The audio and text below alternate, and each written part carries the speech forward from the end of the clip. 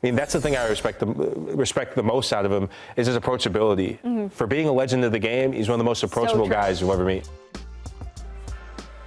Welcome back to Morning Footy. We start Black History Month honoring one of the most accomplished players in U.S. men's national team history, DaMarcus Beasley. An American trailblazer in Europe, Beasley was the first American to reach the Champions League semifinals, which he did with PSV. Beasley won trophies in Scotland, the Netherlands, Mexico, and USA.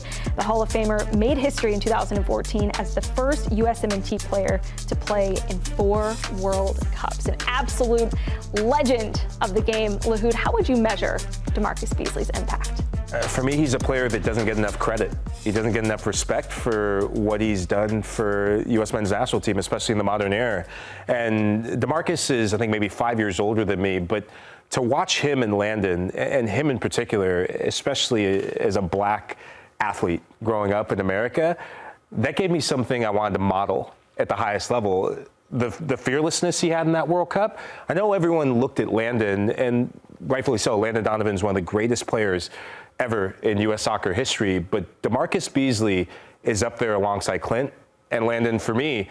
The consistency, the longevity, and when you look at players who went there and did it in Europe as well, he's a player that we should talk about more, and more than just Black History Month, more than just when it comes to moments like this. And look, I think seeing him in an ambassadorial role, what he's doing in his media career is awesome, but this is a guy that's one of the true greats of American soccer. Yeah, spot on. I think longevity is the best word to describe him. He was consistently on the U.S. men's national team for so long, and so many American black footballers have told me they saw what DaMarcus did and they said, wow, I can do it too. He's a trailblazer. Yeah. And that's invaluable. You can't rate that. You can't put a number on. Nah, what DaMarcus Beasley did to set the tone for American soccer players of all ethnicities, really. I mean, to go to PSV, be successful, to go to Rangers, be successful, to play for the national team, to be successful. Man, it is absolutely epic. I don't think too many people dreamed and brought that dream to reality, the career that DaMarcus Beasley had. Yeah. Epic. He's the type of player that we'll see, producers, I know you're listening, he's the type of player that the streets won't forget. Yeah. Like he's that much of a figure, and he's a player that you don't appreciate as much until you go and watch him play in person. But I feel like he should be more than streets won't forget. Yeah. Like he's for the US, he's beyond cult hero. I would categorize him in icons of that generation of US soccer players. Cupo, where does DaMarcus Beasley and his legacy rank for you when you think about the U.S. men's national team? I feel like when you think about players that have had long, successful careers where they were consistently performing, like that's DaMarcus Beasley.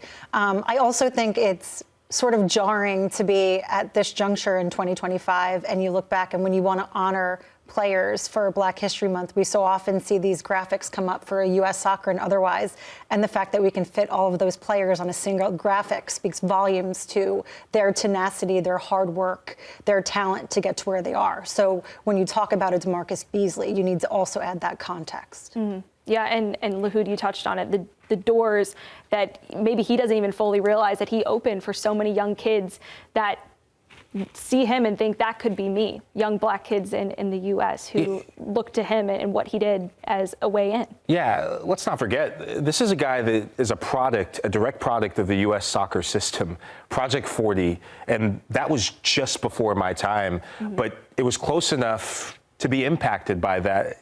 He came through, there wasn't academy systems, but he came through the U17 national team at the time, and he was up there playing in the World Cup with Landon Donovan, playing in the World Cup with a U.S. U17 team, and one of the standout players of that.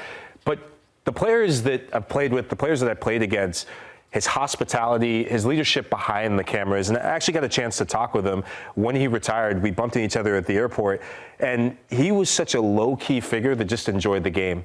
And I think passing that knowledge, that football know-how, and really paying it forward, I was really impressed by that. And just a 10-minute span at the airport with him. I mean, that's the thing I respect the most out of him is his approachability. For being a legend of the game, he's one of the most approachable guys you'll ever meet. I got a chance to work with him on a broadcast a couple of years ago, and everything you said, so chill, so gracious with his time. So one of those players where almost like they downplay, like so humble in talking about their success. If you just met him in conversation, I'm sure to a random person it would be like the last thing he'd bring up about himself. He's like, oh yeah, by the way, like played professional soccer, but an awesome human being, incredible footballer, and one of what's going to be a lot of features throughout the rest of Black History Month.